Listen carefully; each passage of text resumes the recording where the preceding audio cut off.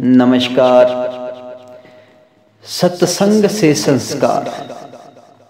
एक संत जी के पास बहरा आदमी सत्संग सुनने आया करता था। उसे कान तो थे पर वह नाड़ियों से जुड़े नहीं थे। एकदम बहरा, एक शब्द भी सुन नहीं सकता था। किसी ने संत श्री से कहा, बाबा जी, वे जो वृद्ध बैठे हैं वे कथा सुनते सुनते हंसते तो हैं पर वह बहरे हैं। बहरे मुख्यतः दो बार हंसते हैं। एक तो कथा सुनते सुनते जब सभी हंसते हैं तब, और दूसरा अनुमान करके बात समझते हैं तब अकेले हंसते हैं। बाबा जी ने कहा, जब बहरा है तो कथा सुनने क्यों आता है? रोज एकदम समय पर पहुंच जाता है। चलती कथा से उठकर चला जाए ऐसा भी नहीं, घंटों बैठा रहता है। बाबा जी सोचने लगे, बहरा होगा तो कथा सुनता नहीं होगा, और कथा नहीं सुनता होगा तो रस नहीं आता होगा।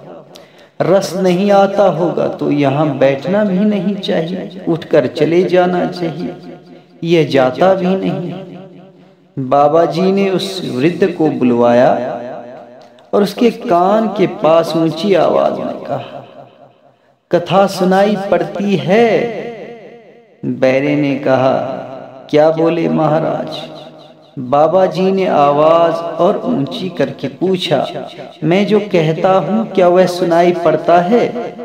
उसने कहा, क्या बोले महाराज? बाबा जी समझ गए कि यह तो नितांत बहरा है। बाबा जी ने सेवक से कागज कलम मंगाया और लिखकर पूछा। वृद्ध ने कहा, मेरे कान पूरी तरह से खराब हैं, मैं एक भी शब्द नहीं सुन सकता हूं। अब कागज कलम से प्रश्नोत्तरी शुरू हो गया। फिर तुम सत्संग में आते क्यों?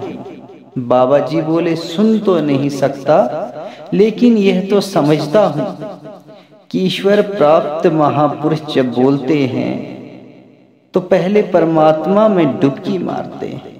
संसारी आदमी बोलता है तो उनकी वाणी मन व बुद्धि को छू कर आती है, लेकिन जब ब्रह्मज्ञानी संत बोलते हैं तो उनकी वाणी आत्मा को छू कर आती है। मैं आपकी अमृतवाणी तो नहीं सुन पाता हूं, पर उसके आंदोलन मेरे शरीर को स्पर्श करते हैं। दूसरी बात, आपकी अमृतवाणी सुनने के लिए जो पुण्य आत्मा लोग आते हैं उनके बीच बैठने का पुण्य भी मुझे प्राप्त होता है। बाबा जी ने देखा कि यह तो ऊंची समझ के धनी है।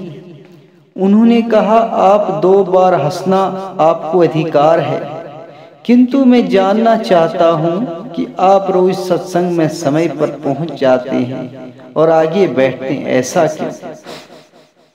वृद्ध जवाब देते हैं, मैं परिवार में सबसे बड़ा जैसा करता है वैसा ही छोटे भी करते हैं। मैं सत्संग में आने लगा तो मेरा बड़ा लड़का भी इधर आने लगा। शुरुआत में कभी कभी मैं बहाना बना के उसे ले आता था। मैं उसे ले आया तो वह अपनी पत्नी को ले आया, पत्नी बच्चों को ले आई। सारा कुटुंब सत्संग में आने लगा। कुटुंब को संस्कार मिल गए। ब्रह्मचर्चा आत्म ज्ञान का सत्संग ऐसा है कि ये समझ में नहीं आए तो क्या, सुनाई नहीं देता हो तो क्या, इसमें शामिल होने मात्र से इतना पुण्य होता है कि व्यक्ति के जन्म जन्म के पाप तप मिट जाते हैं।